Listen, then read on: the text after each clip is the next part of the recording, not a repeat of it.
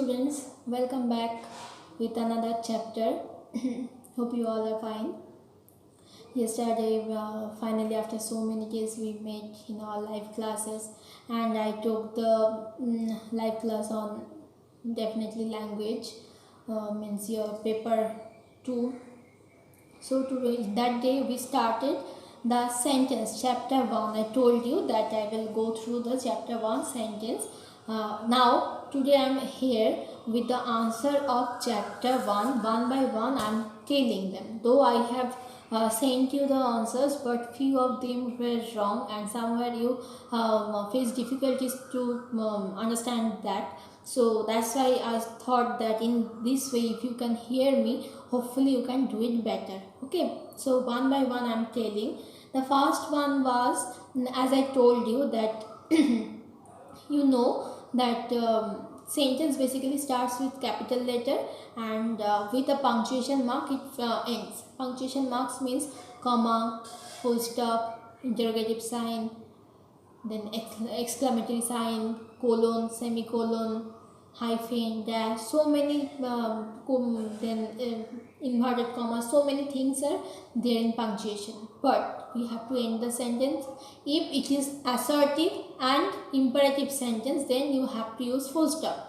If this is an interrogative sentence, you have to finish it with a question mark. Definitely you can understand by that when we are making question. And if it is exclamatory sign, means I'm praising something, wow, what a lovely dress, then exclamatory sign like this and dot like this one. Okay, so by that you can understand this is a sentence. Apart from sentence, there is another thing that is called phrase. Phrase means a group of words that is giving you partial meaning, not the full meaning. I can when you are just think you are rushing and from beside I am asking, hey, where are you going? Instead of giving me the full answer, you can say to the school. To the school means it's not a full sentence answer, but with this group of words I can understand the meaning. Then I can ask, Mama, I can have you seen my pet? I can't find it. She can simply answer, beside the window. Beside the window. This is not a full sentence. It's not starting with capital letter. It is not ending with any punctuation mark, full stop or anything else. These things are called phrases. Phrases, so how to differentiate? That sentence gives us full meaning, full sense, whereas phrases gives us partial meaning. Sentence starts with capital letter. Phrases do not start with capital letters. Phrases, sentences finished with punctuation marks and phrases do not finished with punctuation marks. Sentence has verb, phrase has no verb. Means at least for you, I think this much basic is enough. Elaborate phrase, so many elaborate things are there. Afterwards, when you will grow up one by one, I will discuss them. Okay. Now this phrase means this particular portion that can be used at the starting of a sentence, in the middle of a sentence, or at the end of a sentence. It depends how you are writing. Okay. Now if I am going to page number 3. Okay, I am going to page number 3 in your book, column, that is the exercise A, match the columns to make sentences. Column B, A and B are there and you have to just match it. Just very simple. So one by one I am telling the answer. Hope you have done this, maximum of you have done this correctly, one or two there were some problems I told you. Still those who are still facing problem, for them I am telling, like number 1, column A we will fix, we will interchange in the column B wherever it is written. In the same straight line we have to do it. Honesty is the best policy. Number 2, I could not solve the problem. A rainbow has 7 colors. We reached the station on time. Cats love cats love chasing rats. Do not walk on the grass. The oranges were sweet and juicy. Rishabh, name of a boy, Rishabh pushed the baby's pram. Now, what is baby's pram? We know, when the babies, we have to always carry them to get out of our house, or in the evening we are just walking and we have to take them in our lap. Instead of that, there is a particular type of car where you can make them sit and you just can simply push it. This type of things are known as pram. Then the earth is round. Number 10, the last one. I dropped all the eggs from the basket. Clear? This was exercise A. Now we are coming to exercise B. Now jumbled words are there. You have to arrange them accordingly to make a sentence so that you can get a clear sense. Clear? So one by one again we are coming. Okay. Just go through your books, or you can, if you have already done, then you can match your answers also while you are watching the videos. Okay. The first one, tennis balls are made of rubber. Number 2, the soldiers attack the enemies. Some of you have written the enemies attack the soldiers. That is also correct. That is also correct. Okay. Then bread is baked in an oven. Number 4, you must speak the truth always. Some of you have written you must always speak the truth. That is also correct, but I think if I keep the always at the last, that will be better. Number 5, a disciplined and hardworking boy is harsh. Though I have written here a harsh boy is disciplined and hardworking, you can replace this as a disciplined and hardworking boy is harsh. That is also correct. Okay.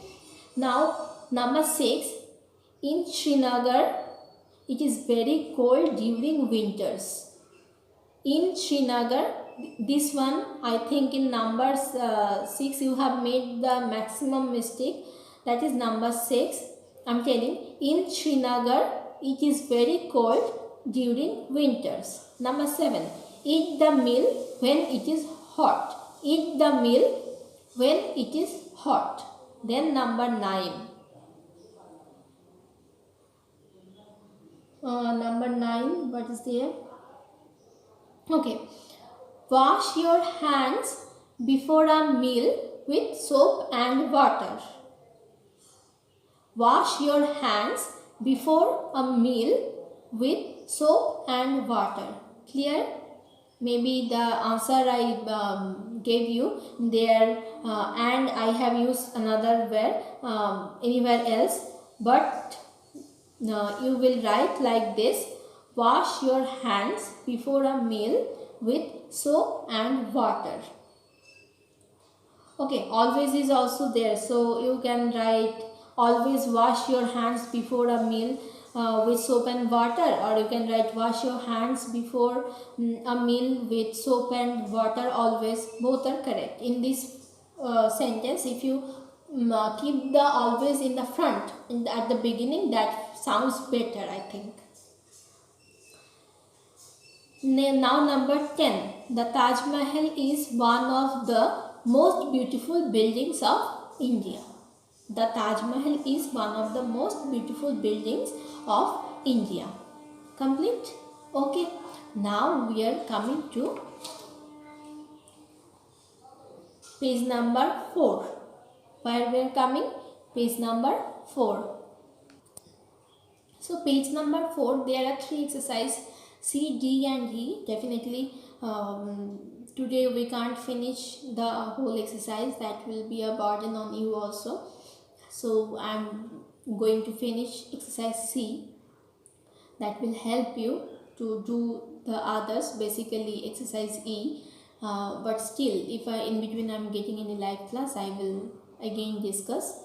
Then I will discuss D or E. Otherwise, I will make another video. Okay. So now turn to page number 4, exercise C. What is there? Add suitable words to these phrases to make sentence. Now some phrases are given. 10 phrases are there. You have to use them in a sentence where, as I told you before, you can start it. You can start with the with the phrase. You can use it in the middle, or you can keep them at the end also, according to your sentence. Means whatever you are making, it depends. The way I have done that, I am telling. The first one is for 3 hours. Yesterday I read for 3 hours. You can write, yesterday it was raining continuously for 3 hours. Now see, literature language is such a thing that I am telling a sentence means that is only correct. It's not that. You can write your own sentence also, it should be correct, and the use of the phrases should be proper. To give you a proper guidance, I have written these sentences. So hopefully after following this you can write it. Okay. Number 2, on the floor. I have written, my toys are on the floor. You can replace with anything else, but you have to use on the floor. Okay, sentence complete, full stop. Then the behind the cupboard. Behind the cupboard, there was a spider behind the cupboard. Okay, there was a spider. Basically behind the cupboard the space is very little, then waves are there, then shoots are there. So you can understand that spider can definitely stay there. So don't go to that places, or don't just keep your hands, push your hands behind the things. You don't know which type of insects are there. Okay. Now number 4, I think in my pocket. My handkerchief is in my pocket. You can write, my pen is in my pocket. You can write, the money is in my pocket. That is also correct. In so many ways you can write. Okay. Number 5, near the stairs. Near the stairs. My pet cat is sleeping near the stairs. My pet cat is sitting near the stairs. You can write, my father is now standing near the stairs. That is also correct. I told you.